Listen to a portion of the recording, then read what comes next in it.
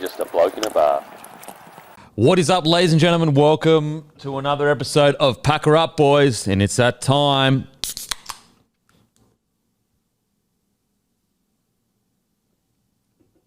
Oh, yeah. I tell you what. Ooh, NRL Grand Final, the beer never tasted so sweet. It never tasted so sweet.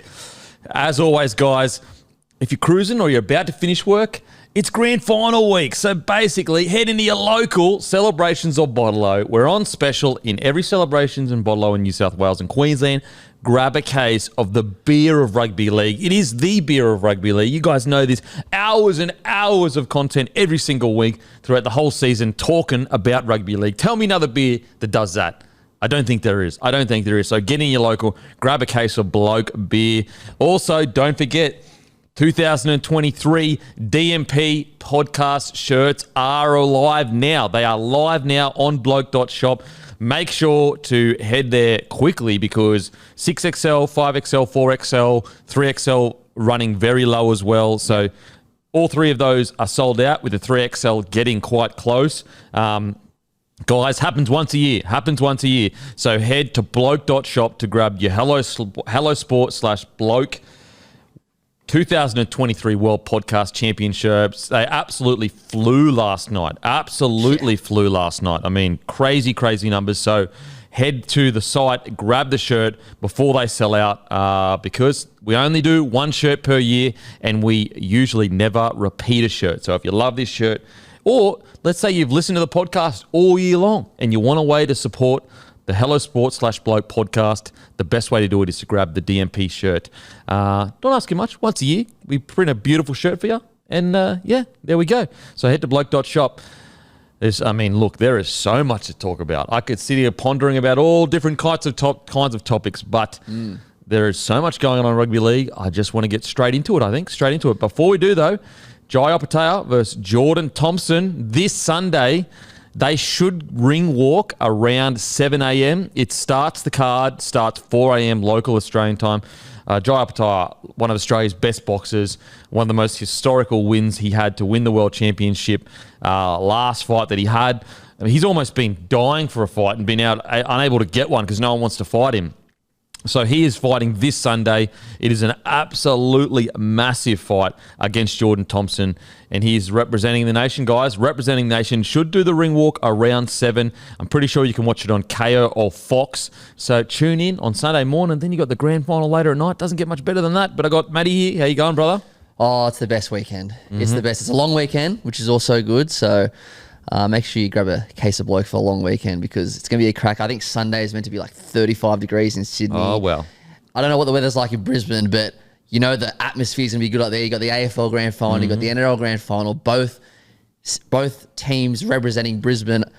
I mean, it'd be so good to be up there living in Queensland right now. What a vibe. What a vibe it would be up there. Obviously, Penrith in their 4th straight Grand Final. It'd be absolutely buzzing out west too. So, mate, just a great weekend. It's the best weekend of the year, the Grand Final weekend. Oh man, I cannot wait. And it truly is like, I just don't know. A lot of people and a lot of analysts, Jesus, have picked Panthers. I mean, honestly, you'd be lucky to find 1 in 10. Seriously, that are picking Broncos. So most of the analysts in the game are picking Panthers. But I think that I genuinely feel like it's a 50-50 game going in. And it's been really hard for me this week to separate my bias from analysing the game. Yeah, so I've been very I've been very open about the fact that I understand I've got a bias. Even if I'm being aware of it, I understand that it's there. You know, for example, even though I say the thing, okay, for example, the smart money is on Panthers. They've got all the finals experience. They've been there and done that. They are the most dominant side of the NRL era, essentially, and arguably ever. But for me, I believe in this Broncos side. And so that's where I feel like this belief, yes, it does come from results, but I do think that that belief must come from a bias as well, where I am just almost thinking that they're going to have the game of their lives. Yeah. You know what I mean? Whereas if I was, let's say they weren't the Broncos, would I be saying they're going to have the game of their lives? Probably not. Probably not. And so it's really hard for me because I want to say what I feel and what I think to everyone. But if I do that, it is going to be tinged with a little bias no matter what I do. Yeah, of course. But like, everyone's biased towards their own team, obviously. But I remember 2 years ago when South were in the grand final against Penrith, it wasn't 50-50 then. Like, this is more of a 50-50 game. No one gave South a chance. And I was just like, because you know your team more than, anyone, right? You're just like, I give them more of a chance than what people are saying. And they didn't win, but they got really, really close. Like, it was 2 tries all or something. Yeah. And one was an intercept. Like, it was, like, yeah, I don't think... You know your team better than anyone. Yeah, it's so hard. It's really been a conundrum because, as you guys know, and I know, look, if you listen to Bloke long term and you think that I don't give everyone a fair shake, you just got to look at the timestamps. Like, well, not necessarily time, but if you don't think I give teams as fair a shake as humanly possible, like understanding that every human has bias, like it has been really interesting to see the amount of people that just out the gate have been like, oh, it's been terrible listening to Den talk about the Broncos. It's like, bro, what the hell? They're in the grand final. Like, what the fuck else am I supposed to talk about? Exactly The Broncos? Right. It's silly. It's very silly. But as I said, I understand that I probably have, my bias is fueling my belief that they're going to have the game of their lives. But this Penrith Panthers side, it is just so special. It's so special. Like, I always say, every week, essentially, and I've been saying it pretty much this whole season. But even if you aren't a Panthers fan, appreciate the greatness while it's here. Because think about all of the rugby league fans that were there for the Parramatta dominance, or even the Raiders dominance, or go back further, St. George dominance. I bet you any money they look back on that time and go, you know what, I wish I just had appreciated that I was watching rugby league around the time that something so great happened. Well, great example, and I'm sure everyone can resonate here. I sometimes look back and think, man, why didn't I appreciate Billy Slater and Cam Smith, Cooper Cronk? Because I didn't. I hated Melbourne. I hated watching him win. And now I regret it. I really do. It's such a good point. And I think that they're getting, like, look at how much plaudits that Smithy, Slater and Cronk are getting now.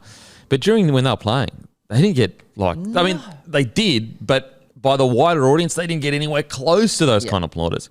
And so that's why if you're a neutral fan right now, and Penrith Panthers, let's say Penrith Panthers go on to win their 3rd premiership, just enjoy it. Even if you don't like them as a team, enjoy the fact that you're watching rugby league play at arguably the best standard we've ever seen it be played. Yeah. Like, arguably. I'd put this Penrith Panthers side against any side that's ever played and give them a chance. Absolutely. The only team that I can think of in the last 20 years that would find somehow, some way, would be 2017 Storm. Yeah. But again, that would still be a 50-50 game for me. It would. And also, yes, that one-off year, 100%, that Melbourne Storm team was crazy. But they lost the grand final the year before and they lost it the year after as well. Penrith are going for back-to-back-to-back. Which shows you how incredible these guys are. Yeah. Like, to think that not even a team with Smithy, Slater, those players in it. And look, granted, I understand everything's different. Melbourne, doing it from a non-rugby league state is nothing short of incredible. Penrith, they're doing it from a dominant area of rugby league. Now, it's not to discredit Penrith at all. Like, I'm not saying that Melbourne have done it better. I'm just saying that they're 2 different beasts. But not even Melbourne, not the Roosters. Think about the dominant or the incredible sides, the Manly during the, 2007 to maybe 13. None of those sides got even close to a three-peat. No. Not even close to a three-peat. Penrith Panthers are favourites and quite strong favourites heading into a 3rd potential premiership. This is greatness, guys. This is like, imagine how lucky the people are saying, I saw Joey Johns in his peak. You know what I mean? Yeah. I got to watch Joey Johns in his peak. And I get Cleary and Joey are different players. And I'm not saying that Cleary right now is in the same category as Joey. I don't think so. But right now at 25 years old, he's got all the ingredients of greatness. So enjoy it while it's here. Absolutely. Absolutely. My dad always talks about Canberra in the 90s and Broncos in the 90s. I never watched it. I've only watched it on VCR. And I always think, I wish I was around to watch that footy. I wish I was around to watch more of Joey and more of Freddy because they dominated the 90s. This is like, what's the what's that song where it's like, you got to understand that we're living in the good times now. This is the good times. Yeah, absolutely. Well, like even if let's say Cleary, let's say you never want to put him in the category of GOAT. Let's just say you don't. He's still the most dominant half of this era. Yeah, and he is very, very, very, very likely going to be the most dominant half of the next 10 years. Yep. So enjoy it. Yep. It's incredible what we're watching, and it's not just Cleary. Like, enjoy guys like To'o. Enjoy guys like Yo, Fisher, Harrison, Leota. Like Fisher, Harrison, Leota are truly two players you could put in any era, and they would be able to make a good account of themselves. And I understand the argument. There are some players in this era that would struggle with the rough nature of yesteryear rugby league. I get it. Like, and that's a fair statement because league, let's be honest, league 20, 30, 40 years ago was dirty as shit. Yeah. You know what I mean? It was dirty. So it was the dogs of the dogs. Now, Sorry to interrupt. I watched a documentary. I think it was the 1973 Grand Final. Someone can correct me on that. Manly versus Cronulla. Mate, they were out there like just bashing each other. Yeah. It was the grubbiest thing I've ever seen. It was mate, insane. all the 1970 players would be hated and called grubs right now. Oh, yeah.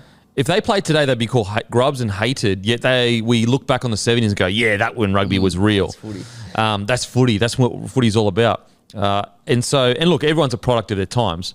But, so a guy like Fisher, Harrison, Leota, they would handle themselves in any era of rugby league. Like, they wouldn't take a backward step. They would go toe-to-toe with guys like Blocker, Chief, all of those boys. And that's what's so special about watching guys like Leota and Fisher Harris. And look, the argument of, back in the day they were way tougher, I don't necessarily agree with that. I think players are as tough as they've ever been. It's more an argument of, would they been willing to just play dirty footy? Yeah. Like playing tough also counts as playing tough when you're under so much fatigue, and the game's never been more. The most true saying ever, and I think it's by an NFL great coach, is fatigue makes cowards of us all. Yeah. I cannot express to you enough the amount of big, tough, if you saw him in a dark alley, you would be like, fuck that. That's the scariest guy I've ever seen. I cannot express to you enough the amount of times guys like that have come into first grade squads. They're really good, 20 minutes, 30 minutes or whatever. By the time they get to, the end bit of fitness or whatever, they are broken men. They are soft, they're weak, they give up, they don't keep trying. And then I'll show you a guy that rolls in that you would see he's a great example. A guy like Billy Slater. If you saw him in a dark alley, you'd be like, he's a nice looking guy. Yeah. That's a nice looking guy. He's tough as shit. Yeah. You know what I mean? Yeah. Like, he come back from his shoulder Rico. He's one of the fittest, which is the hardest thing.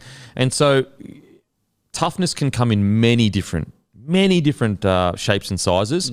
But that's what's so special about guys like Leota, your Hargraves, and all that kind of stuff. They look the part, and they are the part to the nth degree.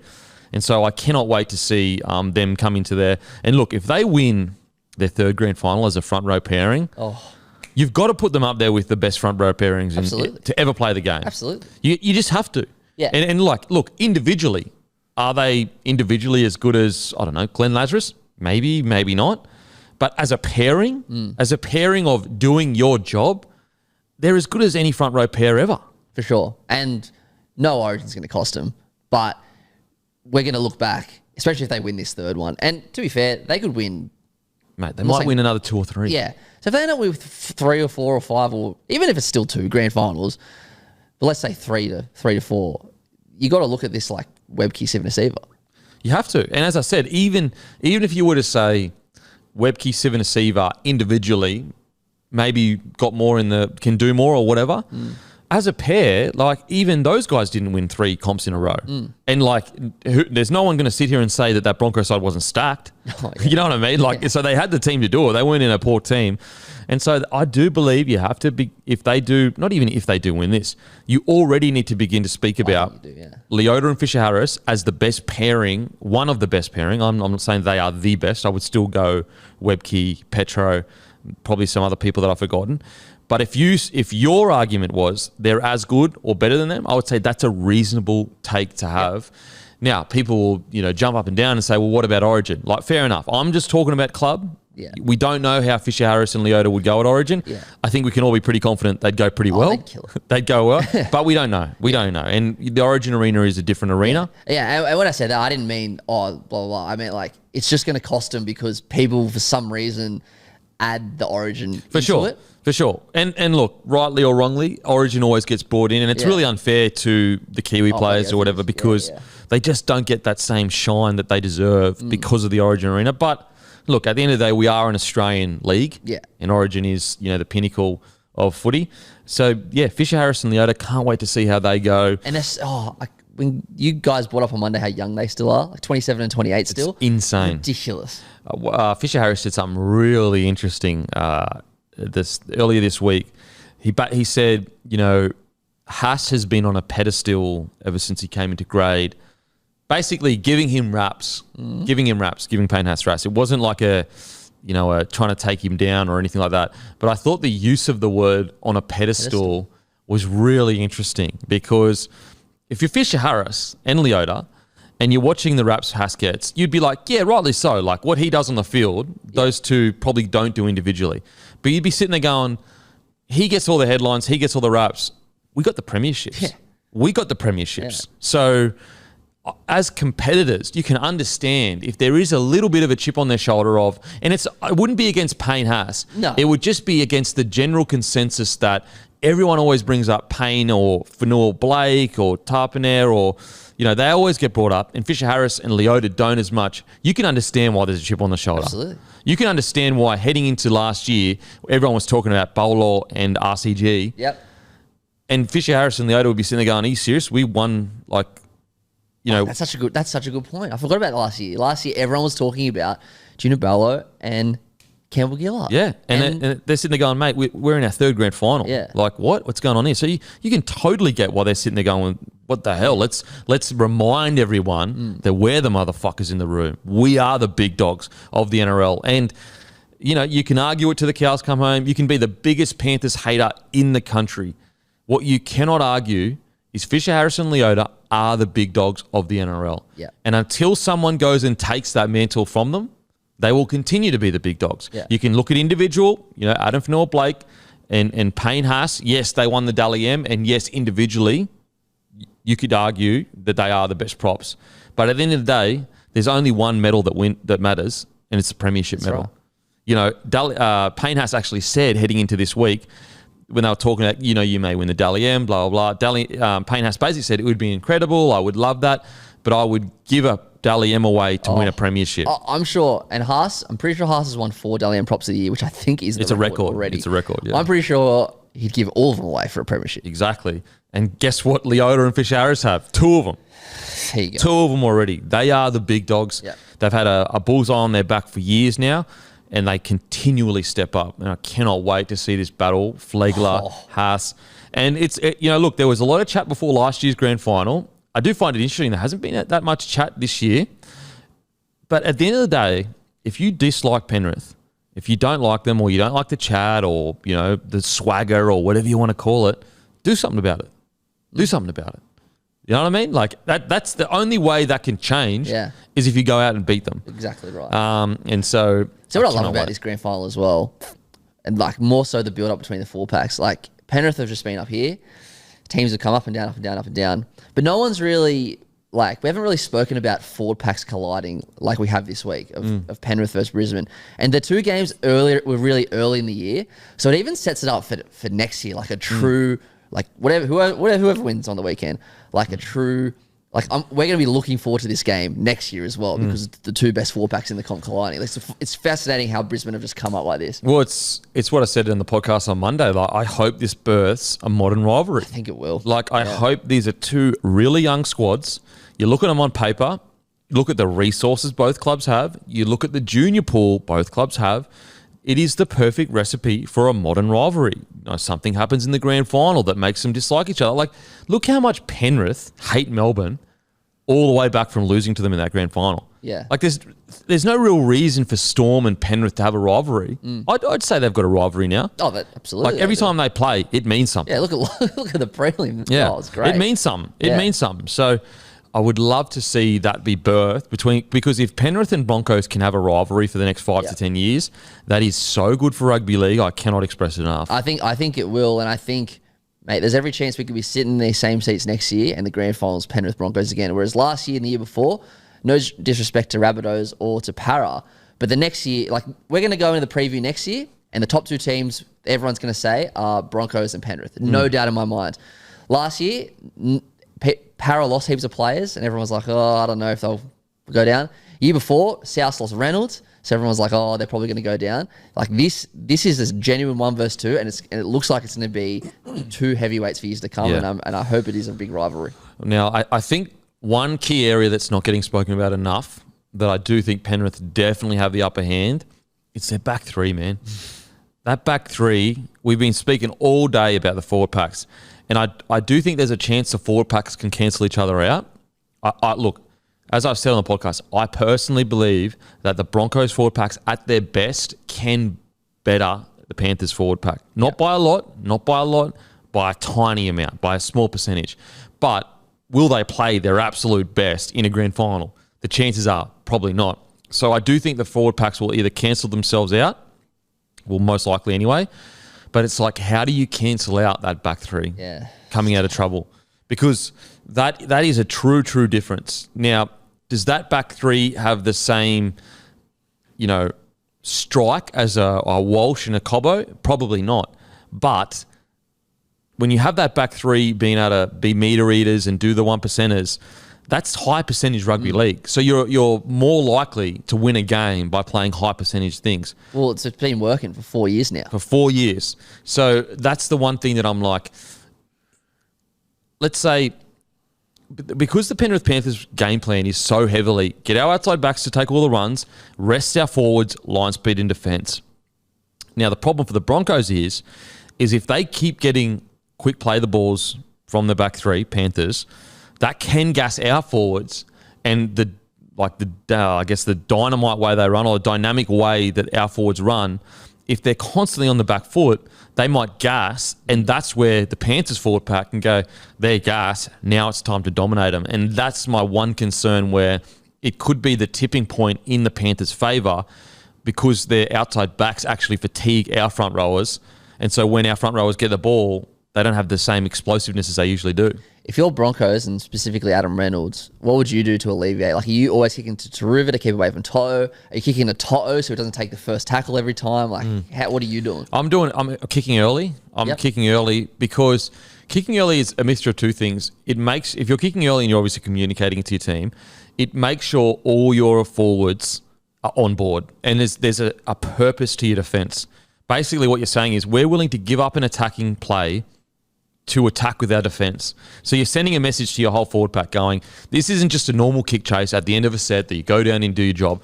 We're kicking early, so we better take advantage of this first play. And I think that Queensland have found a lot of joy when they've kicked early against a guy like Nathan Cleary, against guys like To'o.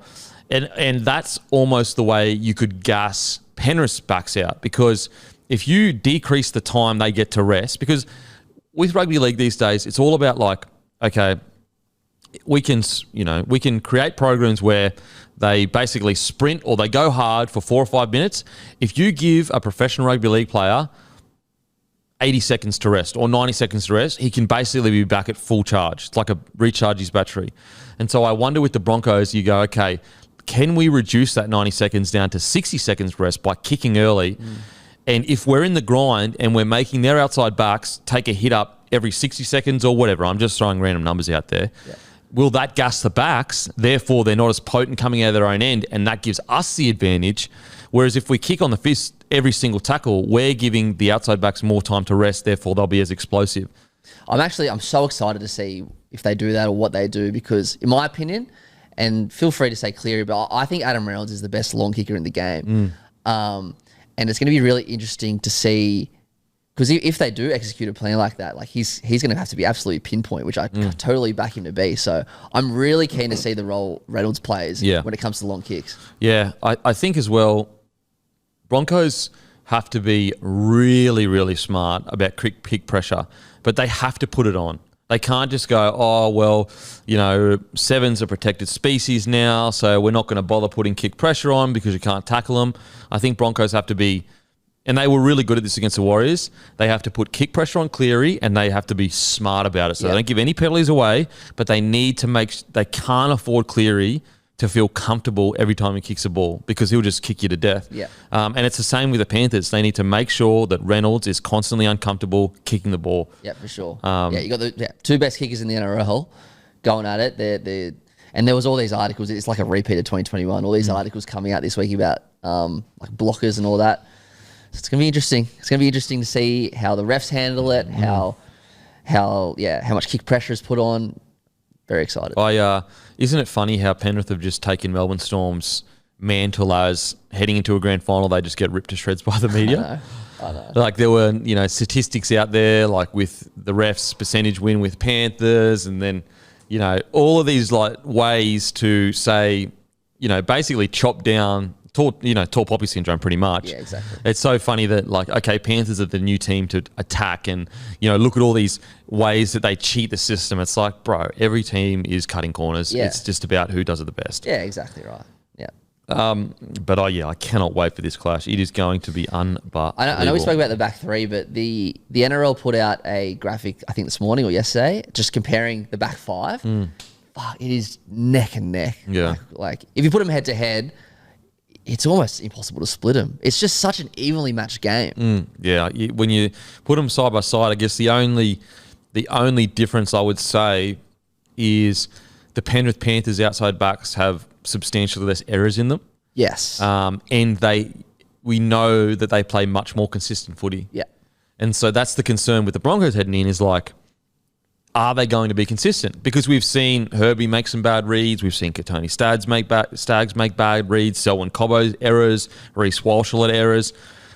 And again, it all comes back to what I've been saying the whole time is if the Broncos click, when you look at that, Katoni Staggs at his best is he's Origin. He's Origin, indestructible. Herbie Farnworth at his best, he's the Dally M centre. Centre of the year, yep. Selwyn Cobbo at his best, I mean, fuck. We saw what he did on his Queensland debut. Yeah, so we're talking like generational stuff. Yeah. And so if the Broncos click, then it's like, wow, the Broncos can be better. But what's the likelihood that they're going to do that? Very small. Whereas the Panthers, it's like, well, we know at least they're going to play 8 out of 10. And plus, it's not like they're just these battlers. They're also superstars. Critter, huge game. We know what Tungol can do. Taruva, To'o, best winger in the competition. It is just an amazing, amazing game. I cannot wait. I mean, part of me is just like, please, just give me this one. Yeah. Just give me this one, and then I don't care about the rest. But they always say that. Yeah. To be honest, whichever side wins, there's good yarns on both sides. There really is. Oh, absolutely. We got the three-peat, which hasn't been done in my lifetime, and a lot of these listeners' lifetime. Watching a dynasty unfold in front of our eyes. Brisbane, from spoon to premiers in a couple of years, didn't like famously dropped out of the finals terribly last year. The new kids on the block, but like Adam Reynolds leading him around. The Adam Reynolds story in itself is incredible. Clear. It doesn't matter who wins. There's going to be great stories. There's great stories coming out of it. I will say I'm really interested to see with Kevy Walters having won so many comps. I wonder what his advice is going out. It's so funny how I was looking at I was looking through the stats yesterday. So if you combine all the grand final appearances, Kevy Walters and Ivan Cleary, they've coached/played in 14 grand finals. Kevy's played in 7 and now he's coached 1, so 8. Ivan's coached these 4 plus 2011 plus he played in 2002 for the Warriors. So that's 14 grand finals that they've been in together. Amazing. Well, not together, but all together. And I'd love to know what's Kevy's word of advice to the boys before they head out. Is it, boys, just play the way you play all year, or is it something special? Is it something magic? Especially because he lost his first one and then won his next 6. Yeah. So he knows what it's like to lose. Isn't that wild? Won 6 grand finals. What a good story for Kevy. Yeah. Seriously. Yep. And I think that, all those years ago when he was the assistant coach to Wayne Bennett, and Wayne Bennett let him go, 2005, I think it was. And I'm sure Kevy wished he had have moved in and been the next head coach for the Broncos. But what I love so much for Kevy is he got it himself. It wasn't handed to him by Wayne Bennett. Wayne Bennett didn't go, oh, well, you're a beloved club, son of the club, and I'm the big dog here. I'm going to hand you it. He had to go and earn it himself. Like, no one gave Kevy that opportunity. Like, no, he didn't walk into it because of nepotism, because he's a club legend, and he'd been playing there and he stayed at the club all those years and he was the next guy up. He had to go away, absolutely grind, get the club back at its lowest state in the history of the club. Like, think about that. He had to take the club that he loves, his beloved Broncos, at its lowest point. Yep.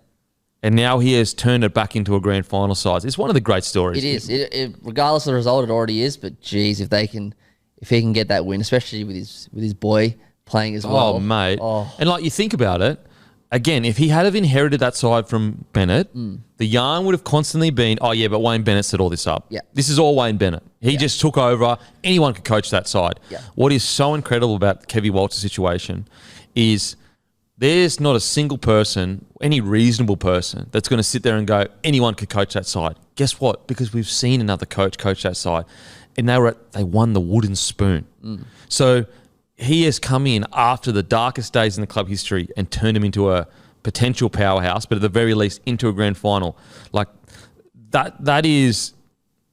Look, you would never, if you're Kevy, I'm sure he never wanted all those years away from Broncos. I'm sure he never wanted the hardships. I'm sure he never wanted any of that. But as a guy that, I guess, is a competitor, if there's a way to do it, it's a way to do it so concisely and clearly that there can be no doubt. And so that's what's so great for Kevy, is that there is no overshadow of, like, he got handed this or handed that or whatever. No. He applied for the job. He got let go in 2005. He went away. He did all these things. He came back. The reports were that he essentially had a handshake agreement to get the job, then gets brushed again, goes away, coaches Queensland. What was it? 2 wins, 1 loss, I think, or... he coached it for like 3 years. 3 years, so 2 or 3 wins. Yeah. Then somehow, some way, like, think about, he could have easily kicked rocks. The club had brushed him 3 times. It's crazy when you say it like that. Like, I did know this, but it's never really sunk in. Like, he won 6 comps and was one of the superstars and got let go a few years later. Like, he could have just been like, fuck this. This is disrespectful. And blah, blah, back again. Went back again. Got brushed again. And now took him when they were at their lowest. He could have been like, nah, fuck him. But... said, I love this club. And that's what's so special about the Kevy Walters situation is, okay, yeah, professionally, of course, like, it's good for his resume. It's good the fact that he's coached the Broncos, all that kind of stuff. But he could have been fighting for a job at other clubs. He could have got a job at another club. He could have fought for a job. Sure. And yet he kept fighting. He kept fighting to come back to the Broncos.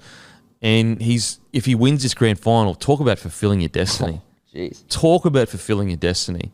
And so that's what I love about this is, no, it wasn't handed to him. He went the long, long way. Like, think about it. He was an assistant coach in 2005. I know. It's 2023. Yeah. I was in primary school then. Mate, unbelievable. You didn't even play. Had you even played rugby I league? think that's my first year, and I wasn't in the first grade squad. I was in Resi's. There you go. So just an amazing journey. Ivan Cleary, I mean, we've spoken about how incredible he is for so long now, but geez, he doesn't get enough raps. I remember the 2 years ago when he's going into the 2021 grand final. I remember they put up an article. Can't remember who it was, but whatever. They put up an article. It was like coaches who's coached the most games without a grand final win, and Ivan Cleary was like 3rd on the list. That was 2 years ago. Now look at him. He's going for 3 in a row. Yep. Yeah. I mean, it's just incredible. And I just think he is a genius. His ability to not be in the headlines is honestly second to none. Like, you would think they don't even have a coach sometimes. Like, he's never in, like, you never see any snippets from his post-match press conference. You never see, the only time that's happened was when he went up against Wayne Bennett. Yep. And we saw how that played out. It looks like it was all calculated. But, like, his ability to stay out of headlines, to have no grabs from certain interviews where you're going, oh shit, he said this or he said that.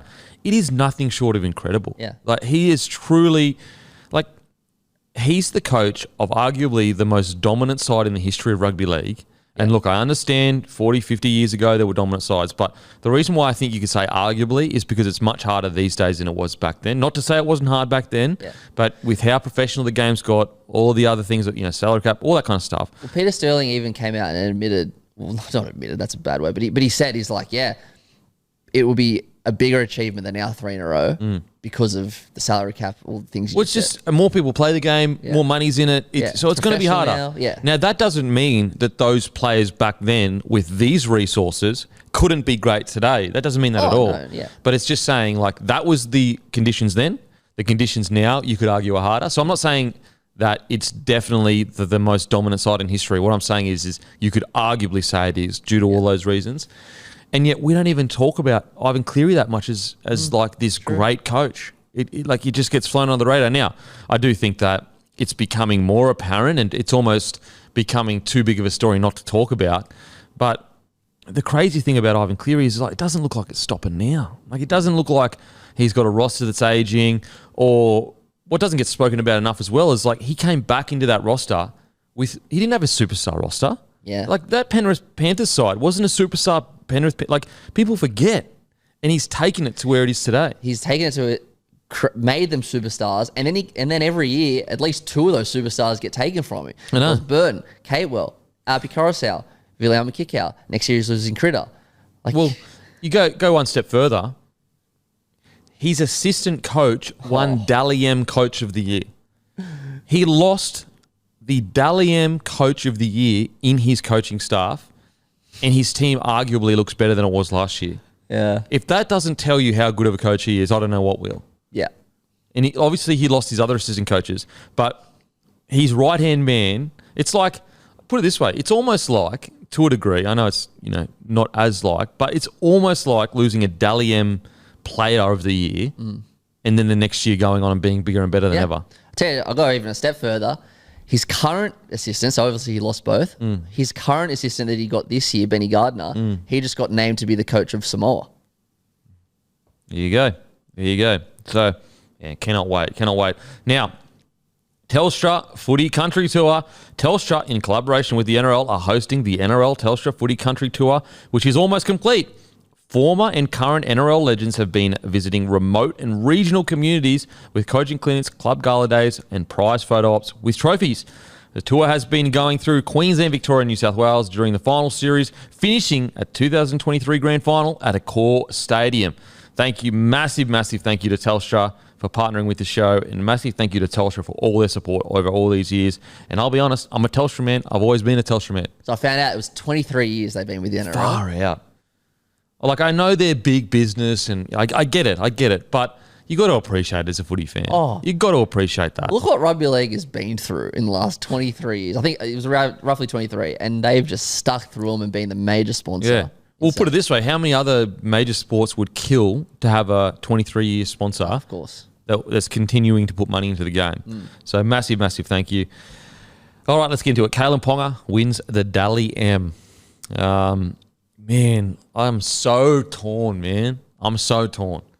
I'm so happy for KP, but I'm also so disappointed for SJ. I'm actually disappointed for both of them. I'm not kidding, because KP is like, people are saying that he got robbed, and I feel sorry for him because, like, people are saying he doesn't deserve it when he does deserve it, but SJ also deserves it. So I feel sorry for SJ as well. I think that I get the Kiwi fans; they're all passionate, but yeah, I was a little disappointed with the reaction, to be honest. Like, KP killed at the end of the year, and I understand SJ killed it for the whole year, and maybe the system is flawed, and I agree. He was my pick to get it, but I feel bad for Ponga. Yeah, I feel bad for KP too. Like, look, we've spoken about it on the show before, the Dally M system.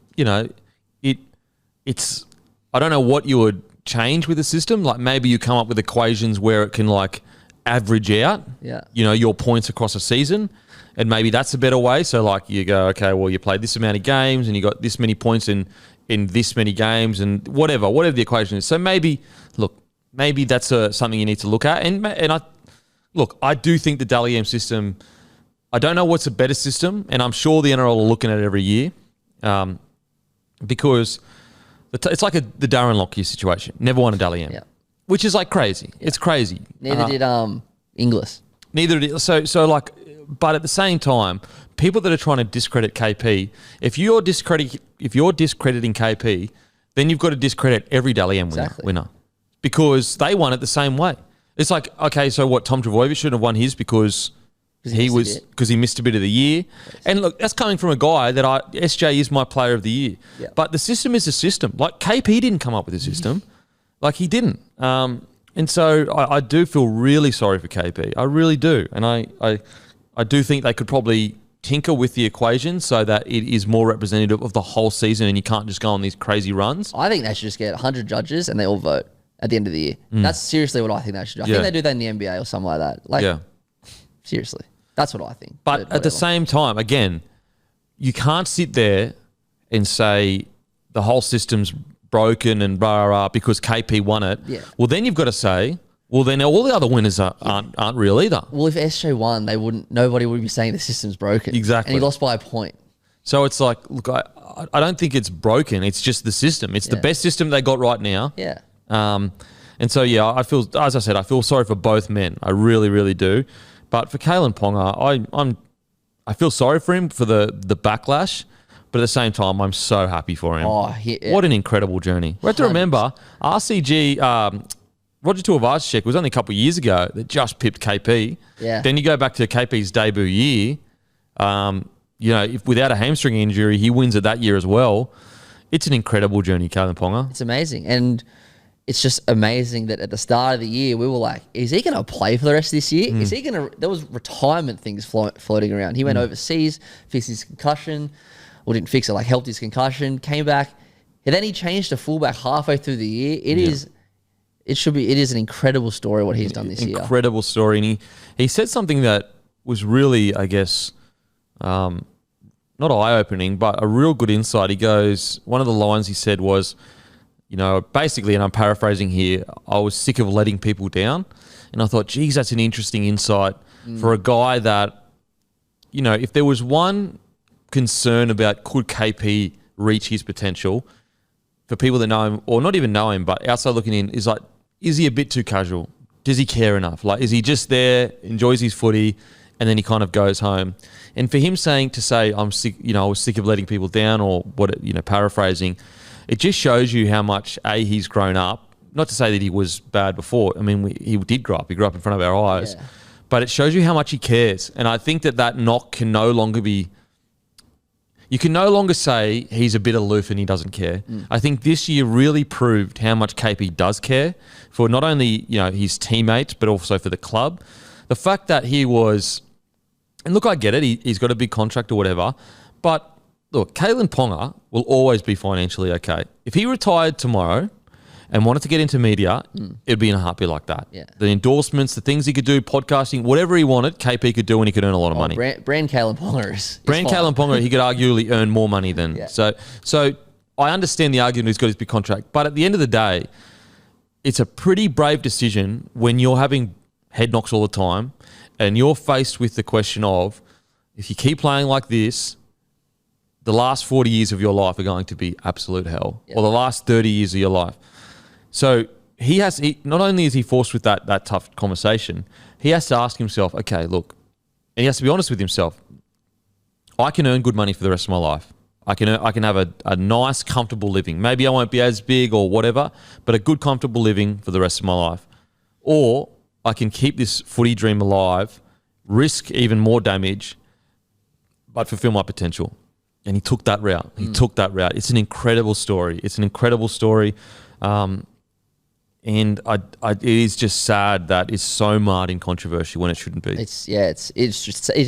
Yeah, it is really sad, especially after the two best stories so far this year, like the people stories, have been the Warriors and Newcastle. It was great that they both got 1 and 2 in the Dally M's. We saw Newcastle had their grand final against Canberra. We saw the Warriors had their grand final against the Knights.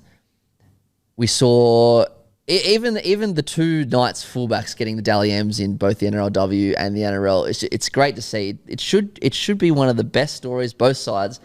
I'm very disappointed in how it played out, but so happy for him. Yeah, what an incredible journey. Like, to think that he was thinking about retirement at the age of 25 years old, I remember after Origin last year when he killed it for Game 3, and my best mate's a Knights fan, and he was like, "Man, I wish he would do this for Newcastle. Like, I wish he would," which was kind of fair at the time. And then he gets concussed a few weeks later, and he's out for the rest of the year, which you can't help. But everyone's kind of just like, "Oh, damn it." And then at the start of this year, you're just like, "Oh fuck, is he ever going to do this for Newcastle?" Then he doesn't get picked for Origin, which shocked everyone. Turned out to be the best decision for everyone. Said, "Nah, I'm not playing the rest of the series," even though Walsh got ruled out of Game 3 through suspension, and didn't that just change everything? And now he's just absolutely killed it for the Knights. It's an incredible story. And I've always really liked Kalyn Ponga. He's so good for the game. Yeah. You know, he's a different vibe. He's a different cat, but that's what you want. Life's boring with everyone the same. And yeah, mate, think about like his journey. He's definitely a player. I think that by the end of his career, there would be a good documentary there. I reckon a really good documentary. Yeah. Came in, you know, truly one of the game's first social media superstars. Yeah. Almost famous before they even played a game of first grade. And yeah, for him to be facing retirement at 25 years old and in that same year go on and win the Dally M medal, it is what you make movies about. For sure. You could make a movie just about that. You know what? You could make the movie and it could start in the Origin series last year all the way to the Dally M. Yeah. And it would be an incredible watch. Funny, even if it ended today, if he decided to retire tomorrow, and then he did the movie from the start of his career, how it just came full circle, how he debuted in a finals game for the Cowboys, which they won. And then he didn't, and then his second last game was his first ever finals win for Newcastle, which was like 5 years apart. But just the journey from there to here, and then that interview on 9 at the end, when Freddy was interviewing him, and then halfway through, Freddy just stepped back and no one talked. You just hear the Knights crowd. You can see Kalyn get a little emotional.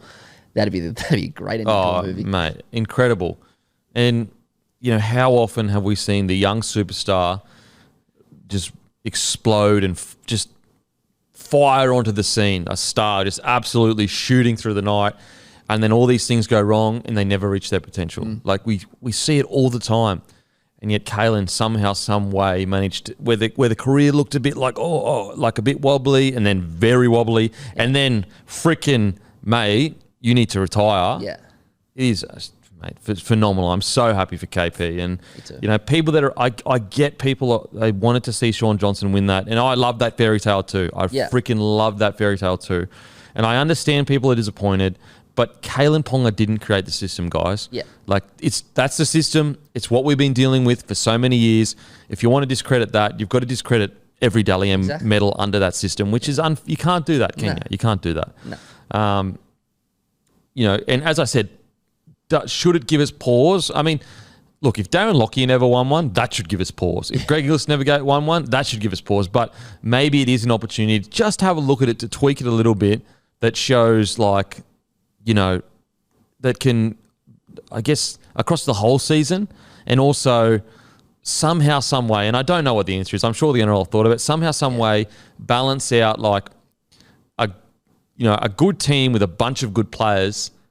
It's going to be hard to get points. Like the reason, for example, the reason why SJ lost is because there's got 3 people in the team of the year. Yeah, like Fanua Blake was just stealing his points all the time. Yeah, so like that's why he lost. It's not like there's no conspiracy against SJ that they didn't want him to win. If that was the case, why were 3 Warriors players in the team of the year? Yeah. You know, like all it is that the system has always been set up where if you're in a good team with a bunch of good players, it's hard to get points. Like you look at Darren Lockyer, you look at Greg Inglis to a degree. It's almost, that's why it's so amazing that like Smithy in that won. Yeah. You know, because look, they were so dominant that, you know, they had to win. But look at who's won the most LEMs, Thurston.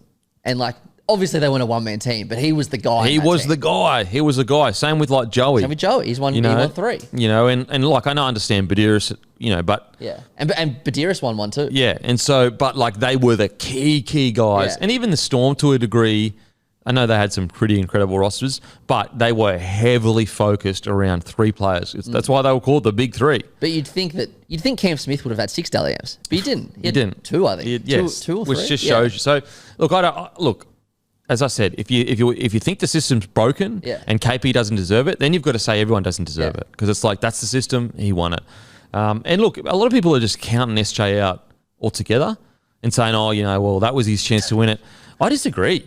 Like who's to say he's going to be even better next year? Yeah. Because he's not playing on, his physicality. It's all between his ears. No, I agree. Like, who's to say he can't go out and win it next year? And also, now he's got that hype behind him. He may get those extra points that a less hyped player doesn't get. Like, regardless of how fair we try to make it, the superstars of the team can get points sometimes they don't deserve, because human nature is to focus on the superstar. Yep. It's just the way it is. And so now SJ's got this. First of all, everyone was heartbroken that he didn't win. Second of all, superstar. If the Warriors go well again next year, I'd be surprised if he's not. Like, if they finish top 4 again, he should probably win it. He'll be right up there, yeah. He'd probably win it. Sure. He'll literally probably win it. So, because I do feel that, people will be watching him more closely. But, heading into this year, because it came out of nowhere what the Warriors did, I'm sure in the earlier rounds, they weren't really watching as closely as to what SJ was doing on the field. Yep. It took half a season to go, oh, shit, SJ is actually the guy doing all this kind of thing. Anyway. Don't forget, guys, Shoe Grab. Make sure you head to Shoe Grab to get new shoes. Free delivery on all orders over $99. Sneakers, casual performance, slides, limited exclusives, plus a bunch of clothes and accessories. That's Shoe Grab. Go to their Instagram. They often put really good specials up on some high-end shoes, guys. So if you're a shoe man, head to Shoe Grab, grab some shoes. They've also got they got Let's Trot merch, all that good stuff. Also, use code Cleary for free delivery when you spend $15 or more on Menulog. That's right. Grand Final weekend. Grab a feed from Menulog. Use code Cleary. You get free delivery when you spend $15 or more. Now, huge news. Brad Fittler steps away as New South Wales Blues coach. Same day as Billy Slater resigns. I'll get your thoughts first on this, Matty. Blew me off my seat. Couldn't believe it. I was absolutely stunned when this news came through. I was so confident that Freddy would get another year. And I mean, they obviously did offer him another year. I thought he would take it, but obviously something's gone wrong in their meeting and they couldn't agree on something. There's a bunch of reports on like whether they wanted to make him part-time or the length of the contract, whatever it is.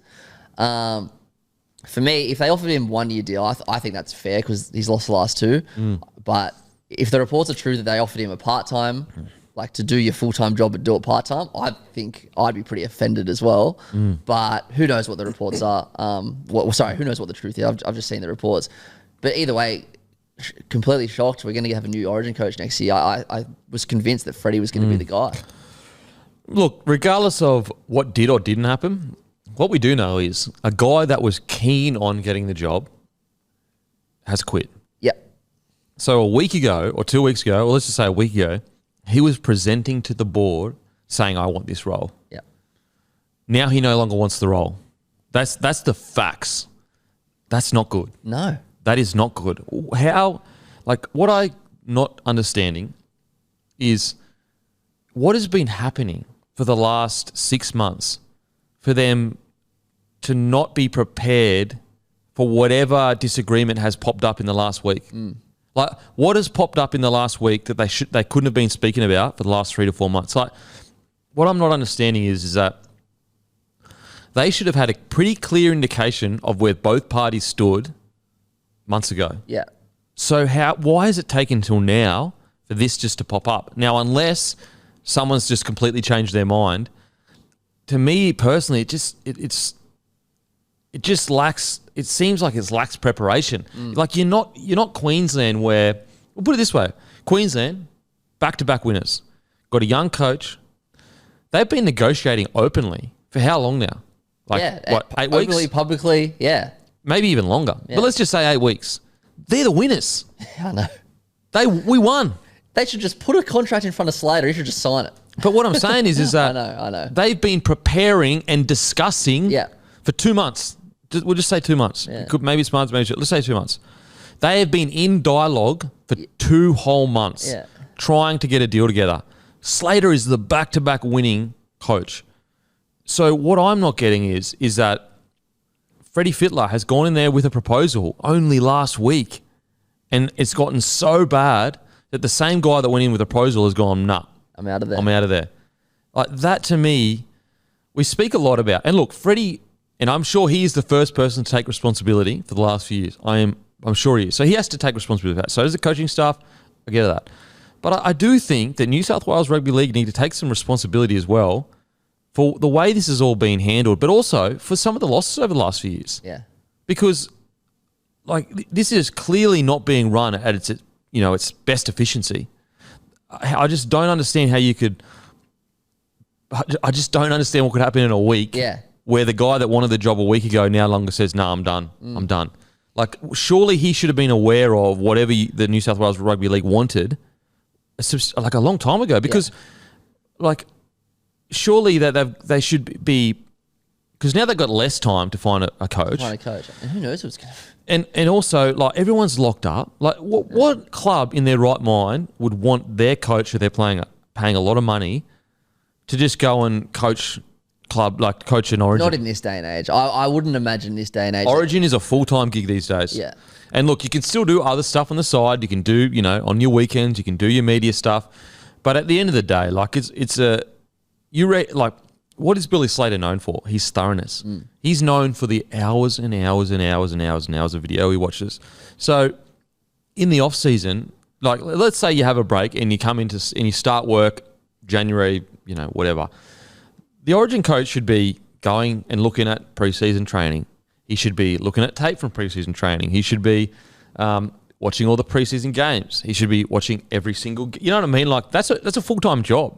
He should be talking to coaches, watching training sessions. Like, you know what I mean? Like the amount of work that should be going into the coach, it is a full-time job. Yeah, like it really is. And I really don't understand if it is true that they said to him, we're going to make this a part-time thing for you. Well, like, if you're Freddy in that situation, you're like, well, I'm putting in my heart and soul into this, and you want me to do less? Well, it doesn't make sense because, so you think the best way to turn this ship around is to put less into it? If anything, you should be saying, Freddy, we want you full time. And even pushing, mate, we need you to, maybe not do certain parts of your media stuff. You know what I mean? Like give up one show or whatever. Yeah. It just, all of it doesn't make sense. As I said, I am so shocked that, like, okay, even in the statement, at the end of the statement, it says, sorry, you talk, I'll get it up. Yeah. I know what you're going to say, and it's something about... I want to get the exact quote, just so that we can... Yeah, fair. It says this. Oh, sorry. No, good. The New South Wales Rugby League Board will now invite expressions of interest from coaches to be involved in the State of Origin program in 2024. Like... But shouldn't it be... Surely you already have spoken to people. Yeah. Surely you already have a list of people that you're trying to talk to or not even trying to talk to. Surely you've already spoken to everyone that you think can coach the New South Wales side.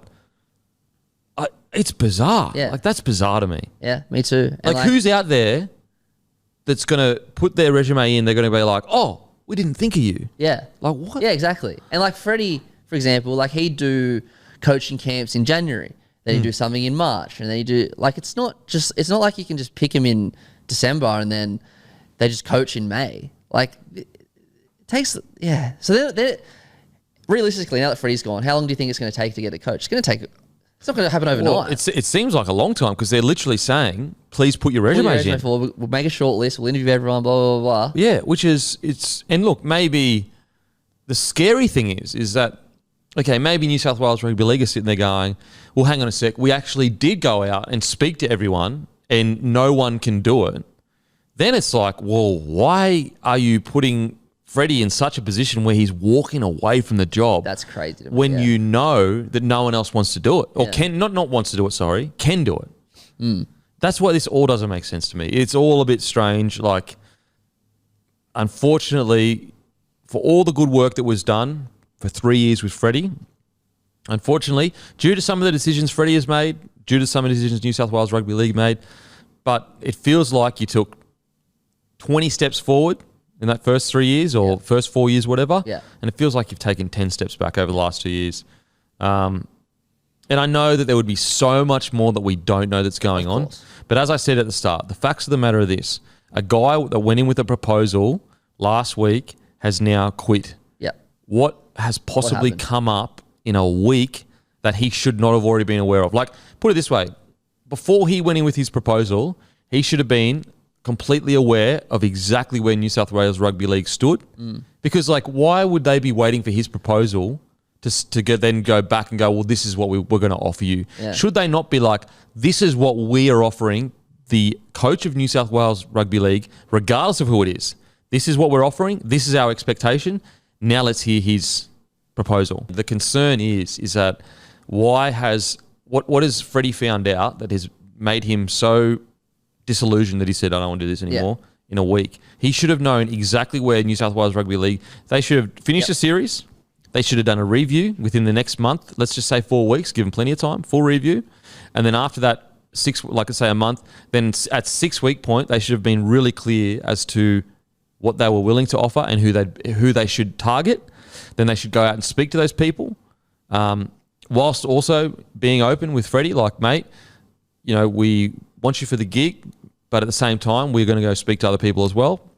Now, maybe that would, if that made Freddy upset and felt like he was being, I guess, they were being disloyal, then New South Wales Rugby League, I guess, need to have a strong stance and say, mate, unfortunately, you know, we've lost 2 in a row. We need to look at our options.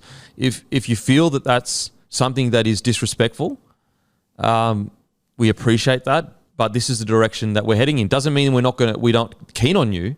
We're just looking at our options. And then Freddie could go, you know what? I don't want to, you know, I feel disrespected or whatever, and he can just walk away. Yeah. And so, like, that would have been like freaking, that would have been 8 weeks ago, Yeah, 2 months ago. So it just doesn't seem like it's been run as efficiently as it's supposed to. And as I said, guys, like, no one's intentionally doing any of this wrong. No one goes to work every day and goes, I'm going to try and do the worst thing I can. Not at all. It's a hard job. There's a million moving pieces. There's so much stuff we don't know about. But to have a coach that wanted to be there, that's stepping away the same day that the Queensland side signed their coach for 3 years or whatever. Especially after, like, what he's done for the state as a player and a coach and off the field, how it got so messy in a week. It's sad. He deserved better than that. I hope people remember Freddie and his coaching staff for what they did bring. 3 series wins in 6 years. A 50% win rate is the second best win rate in the history of New South Wales coaches, only be topped by Gus Gould. I understand that the last couple of years he made some selection errors and some, you know, maybe some decisions of, like, actually minute-to-minute decisions. And we've spoken about it ad nauseum on the podcast. We've spoken about it.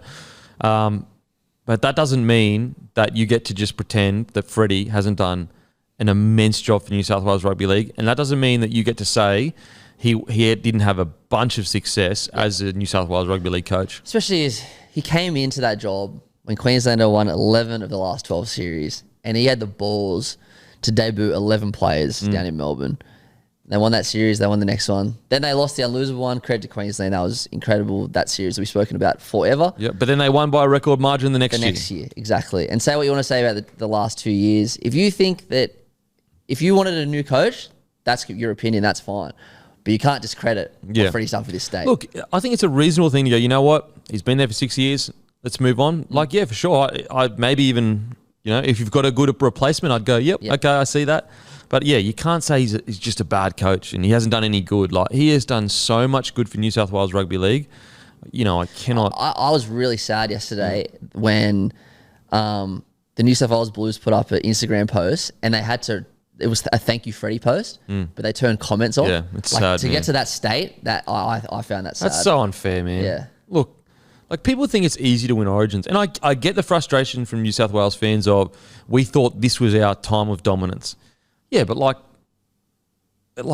as you've said a million times, that 8 in a row has just warped everyone's mind. Yeah. And also, just because you expected something doesn't mean that the person that didn't fulfill that expectation is just terrible.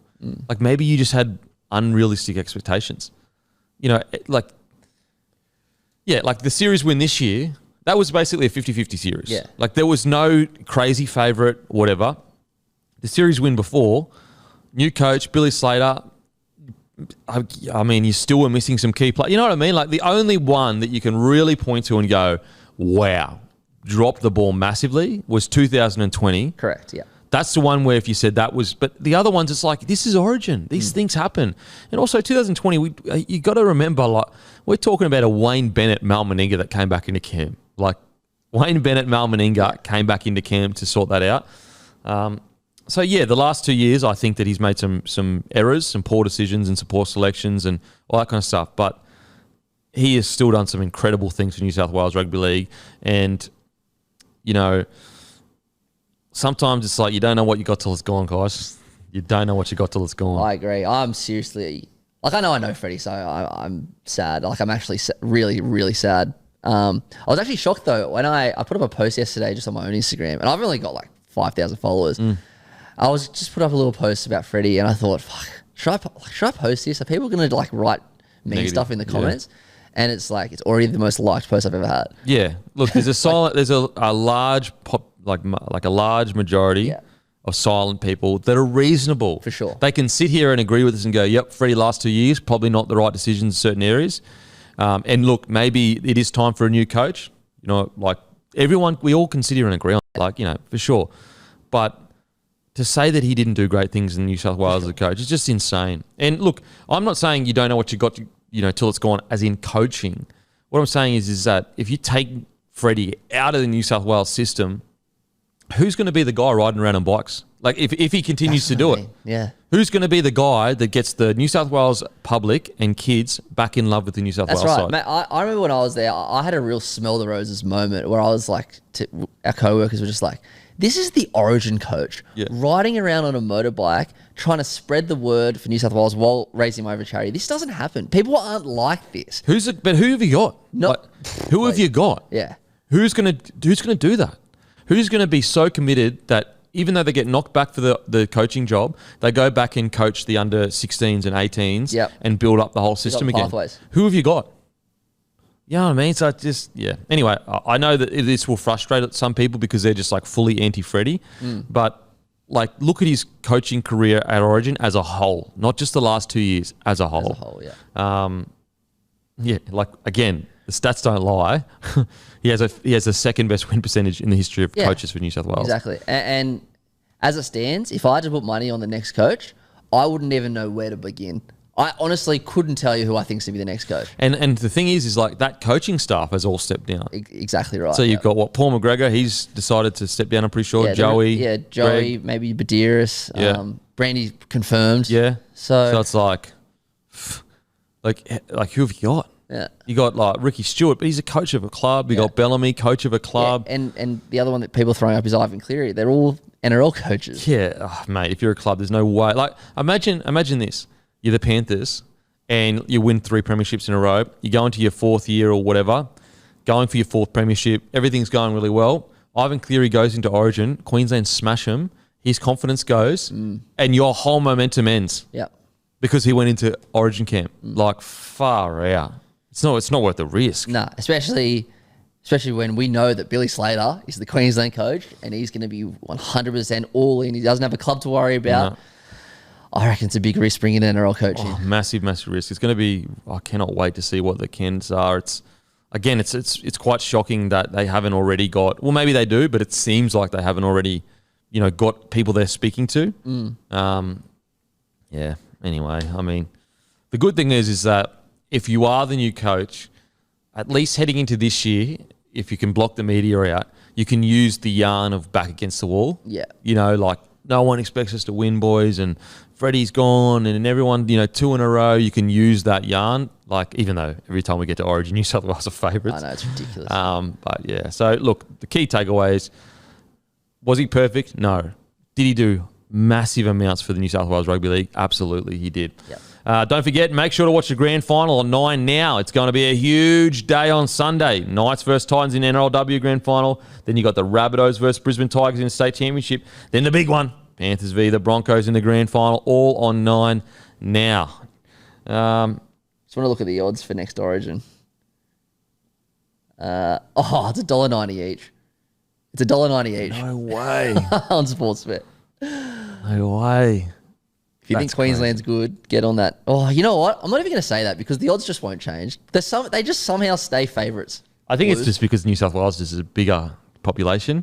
Yeah. So people just back their state. But like it was $1.90 when I checked on Monday. Freddy's walked away and it's still $1.90. Yeah.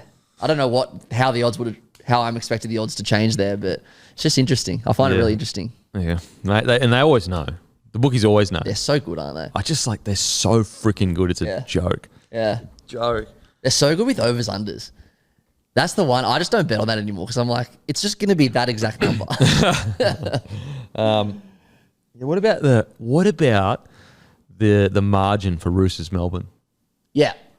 Like it was, what was it, 1.5? No, it was Roosters Sharks. Roosters Sharks, it was 1.5 and Roosters won by 1. Like, are you serious? Yeah. Like the Sharkies. Unbelievable that they get it. Did you hear, sorry, random thought. Did you see how Bevan French and the two, Kate Ellis and, sorry, I forgot the other guy in the Super League, how they've used a loophole to so they got suspended for a week and they have a week off, but there's this loophole in Super League. So they earn the week off because they're in finals. And there's this loophole in Super League that if your team isn't playing in first division that week, you can get named for your second team and take a week off. Oh, suspension. Really? No way. So 3 players have been suspended for a week. They've got the week off, and now they're using that suspension for the reserve grade team, and now they get to play the finals. That's funny. That's funny. All right, now brought to you by Sportsbet, absolute legend partners of Sportsbet. I cannot express enough how important they've been for Bloke this year, guys. They are absolute legend partners. Also, we'll put in the show notes. We've got that survey. Have you given out the gift vouchers yet? No, not yet. So we're going to give out the 5 $100 gift vouchers. But if you can, so we'll give it out basically as soon as you can. Yep. But if you can, go to the show notes, do the survey, guys. I cannot express to you how much. I know there's thousands of people listening right now, just driving or doing whatever, and they're just going to ignore what I say. They're going to ignore what I say. And I get it. But if you can, I'm telling you right now, take 2 seconds. It really, really does help Bloke going forward, especially in 2024. Put it this way, as we grow, we want to be able to we want to make, help Guru out. We want to help Timmy out. Everything, we can do more stuff if we get more people involved in regards to doing the surveys and that, because when we go to big partnerships and that, and on top of that as well, is when you do the surveys, we can see what content works and what content doesn't work. Exactly right, yeah. So we can create content that you enjoy, all that kind of stuff. So if you can do the survey, take 2 seconds. It's in the show notes. But next bit, brought to you by Sportsbet. Penrith Panthers 1-12 is 265, 13 plus 350. Brisbane Broncos 1-12, 325. Broncos 13 plus 580. Value. I value. I can see. It's so funny. I can actually see a 13 plus result more so for Penrith, but I can see either way. I can see both. Everyone keeps saying it's going to be a tight match. I actually can see it going 13 plus either way. Yeah, it's either Broncos rock up and fucking play the best they can play, and it's a bloodbath. Yeah. Or Broncos rock up and drop heaps of ball, and Panthers absolutely crucify them. I can genuinely see that. Yeah, same. This game can go so many different ways. Yeah. I just do not know what to get on at this point. I would definitely get on something by Sunday, but I'm lost. Besides my own team being in a grand final, this is probably the most excited I've been for a grand final since the Sharks made it, because I was all about the yarn then. Maybe the Cowboys as well. So this is the most excited I've been for a grand final in so many years. And you're going this year. I'm going. I haven't been since. So I went to every grand final I went 03, 09, 13, 14, 15, 16, 17, 18, but I haven't been since. So I'm so excited. Mate, it's sold out in a few hours. I know. I actually think there's going to be more Broncos fans than Panthers. I agree. We were at that live show last year, and there was way more para fans because they were up and about for it, and I just reckon Brisbane fans. I just don't think people realise how big Broncos are as a club. Yeah, because most listeners are based in Sydney. Obviously, we've got a huge listenership in Queensland, but most of it, and most of rugby leagues in Sydney, Broncos don't get in the media and that as much because they're in Brisbane. So you don't actually realise, whereas if you lived in Brisbane, you would know, like, they are so consuming up there. fucking huge. I do think it's something that, and look, I understand you're trying to make papers to sell them, so you don't. It's one thing rugby media could be a little bit better at, I think, is both states, covering each other's teams a little bit more. Yeah. I understand you're trying to sell papers, and For sure. talking about a Queensland side in New South Wales maybe isn't, but I don't know. I do think it could help a little bit by making it more of a, like, spreading the reach of the game to a degree. Like, what's going on up in North Queensland. Like, whereas a lot of New South Wales footy fans, they don't even know what's going on up in North Queensland because they don't even read anything about it. Anyway, oh man, next time I see you guys, it'll either be devastated or elated. Well, good luck. Good luck to you. Like, I hope Broncos win. I don't know if South fans agree with me or not, but I'm doing it. I'm on Bronx for Reynolds. I really am. And don't forget, guys, DMP shirts now live on bloke.shop. Get in while they're hot. They're absolutely flying off the shelves. And as usual, we'll go and fuck ourselves. Imagine what you could be buying instead. For free and confidential support, call the number on the screen or visit the website.